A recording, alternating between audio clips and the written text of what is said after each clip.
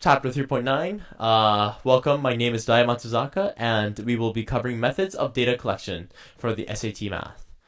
So this is a very niche topic on the SAT. There's usually like one or two questions really on the SAT every year, but it's good to cover it. It's those points that make a difference. So sampling is the act of serving a limited set of people to try to gather information of the whole. So if you just think about it, right? There's, say, 1 million people in a city of Calgary. 1 mil. You cannot ask each and every person of this entire 1 million people to get, a survey and maybe figure out demographic data, right? What you would do, especially with limited budgets, is to kind of take a piece out of it and look at that kind of with like a microscope. And then if it's a good sample, this is the what's called sampling. If it's a good sample, maybe we actually get a lot of information about the entire 1 million population from, say, like 100 people.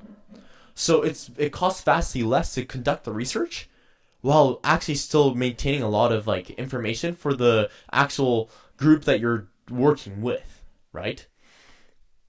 Now, random sampling is collecting data through a non-biased process. So this should result in a fair representation of the demographic data of the data set of the whole. So random sampling would be like you're out in the streets and say you're in Toronto and you want to figure out who smokes every day. Well, a non-biased process. I mean, you just go out on the street and find someone, right? And hopefully you have a pretty non-biased group of people, and then out of there you can find a ratio of who smokes, who doesn't. If you go into a non-smoking area and then collect people from there, you're most likely to find a biased sample, because why would they be there, right? Or even worse, if you go to a specific smoking area and then collect people from there, I mean, obviously everybody's going to be smoking, right? Because they're in a smoking area. But can you actually then conclude that everybody then in Toronto smokes? No, you can't, because you have a biased sample. So random sampling is the opposite of this. It's trying to find a way of making your sample random enough so that your data that you collect from that sample fairly represents the total population.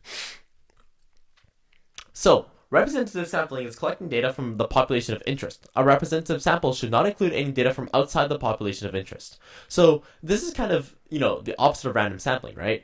So representative sampling is like you're taking the people that you actually care about and then only sampling them. So if I'm interested in, say, a population of white rabbits, and what they do. Say I'm like researching the population of white rabbits, right?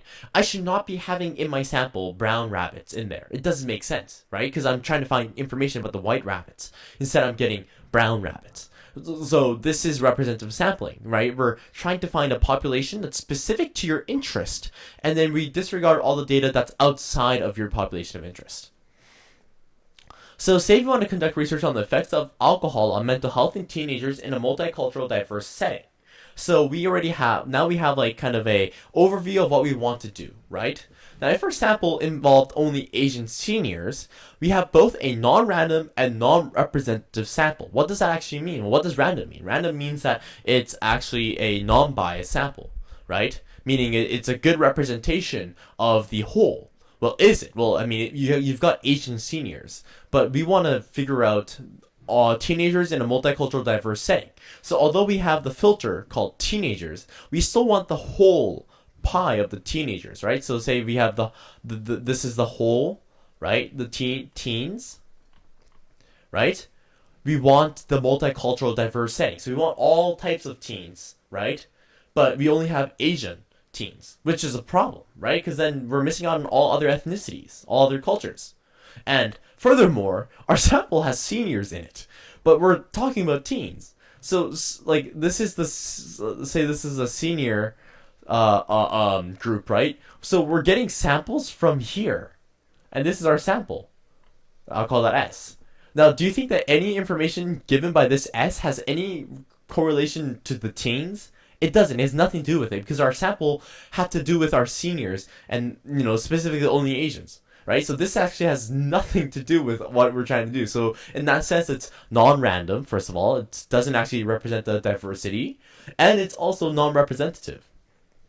So there's so a better example would be if we could actually find a good random sample from all types of teens, right? And bring in a sample from there. Now we have a representative sample because we're taking out from teens, and then, random because we're just picking people randomly, right? We're not giving another extra a filter like ethnicity or height or whatever that may be. Now, correlation is a relationship between two data sets. So it's just the relationship. I want you to really put that into your head. So say the data in X and data in Y, they both go up. Correlation is positive. That's all it is, right? They're both going up. Or one of them goes up, one of them goes down. That's correlation. So we're just looking at how these things interact with each other. That's a relationship, right? It has nothing to do with what's called a causation. Now, causation is oftentimes considered to be more, of interest, right? So we want to see, okay, so something Y happened. Then we want to know what caused it. So we're looking at some value X, some data that maybe can tell us why that occurred. See, this is different from the correlation. Correlation is like, okay, X happened and Y happened. The other one is Y happened because X happened. That's the difference between the causation and correlation. Here's an example to really, put that into your head. So here we have ice creaming and drowning. So on the x-axis, we have the data for how much people actually, or this is production, so how much we produced ice cream. And on the y-axis, we have the drowning deaths. So if we think that this is causation, then we're saying, okay, well, I guess producing a lot of ice cream causes a lot of drowning, which doesn't make any sense. Or, maybe you would claim, oh, a lot of drowning means that more people produce ice cream. That also makes no sense either. Because this is not causation. This is correlation. And the causation, most likely in this case, is season. It's summertime. The summertime, right, means more people are having more ice cream. And more people are going out to, out for a swim. And then, an unfortunate accident happened and deaths go up. And look at that, right? You have that in this data. July, June, August, December, November, January. So the winter months have less. And then the summer months have more. So this shows you that you can't just assume that just because there's some kind of correlation, there's a causation, right? You have to be careful about your data. And this is critical thinking skills that you require.